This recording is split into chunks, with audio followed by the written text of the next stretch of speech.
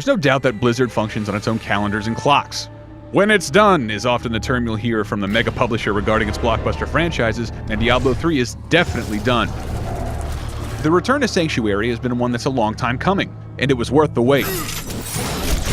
The beauty of Diablo 3 comes from the strength of its core concept and the unwavering loyalty to those mechanics. Diablo is, as it ever was, all about clicking your mouse over enemies until they finally drop dead and you loot their corpses. Still, there are some tweaks and adjustments to the essentials. And that's not just your character automatically picking up gold drops or player-specific loot that makes worrying about who's getting what items a thing of the past. Diablo 3 introduces crafting and a revamped companion system into the mix, and both wonderfully complement the action on hand. Plus, with the newly revamped skill system, you'll have every skill at your hands. Whereas the old games had a wall of skills to choose from, and now it's up to you to enhance them with the help of various unlockable runes. It may come off as confining at first, but you'll soon discover just how much depth a broad skill range can give you mid-battle. Although the core experience works exceptionally well, the story is a bit lacking, and the dialogue leaves a lot to be desired. Humanity is the only hope for this world. Those gorgeous cutscenes will bring you from plot point to plot point, but the tale won't thrill you, and there's not much connection with you and your cohorts. Diablo hasn't been a heavily narrative-driven series in the past, so while it's worth noting the lackluster plot, it's far from a deal-breaker. The different acts are diverse and inviting, though aside from the limp storyline, it's unfortunate that the final act feels rushed, especially after so much great content in the first three. Sure, Diablo 2 had a great start and a not-so-wonderful finale, but it executed it more effectively. Here, it's a little more unsatisfying.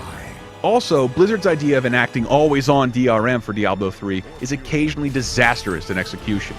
Gamers will frown upon lag in modern games, but lag in a single-player campaign? It's unacceptable. Most PC gamers are constantly connected online, but when it misfires, it's a downright infuriating experience. It's likely related to the inclusion of an in-game auction house, which allows you to sell and buy created or looted items with all the other players. But it's not a worthwhile trade-off, especially considering the imbalances that the auction house introduces into the loot fest genre. For all the shortcomings that frustrated or disappointed us, we cannot say the same for Diablo 3's gorgeous visuals. They're bright, beautiful, and truly capture the feel of the original games. The new art style may not please everyone, but we're confident that the millions of people playing the game will appreciate how Blizzard has designed a 3D Diablo that will age gracefully in the years to come. Additionally, its revamped physics give a liveliness to the world that we can't help but praise. The first time the credits roll in Diablo 3, you'll have only scratched the surface.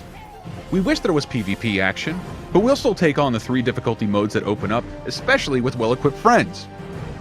Overall, there are still some execution problems with Diablo 3, like it's always on DRM, some late-act stumbles, and a lackluster story, but the game's gorgeous visuals, stout gameplay additions, and the primal, satisfying feeling of slaying and looting are more than enough to deliver a satisfying experience. You'll want to dive back into Sanctuary again and again with friends.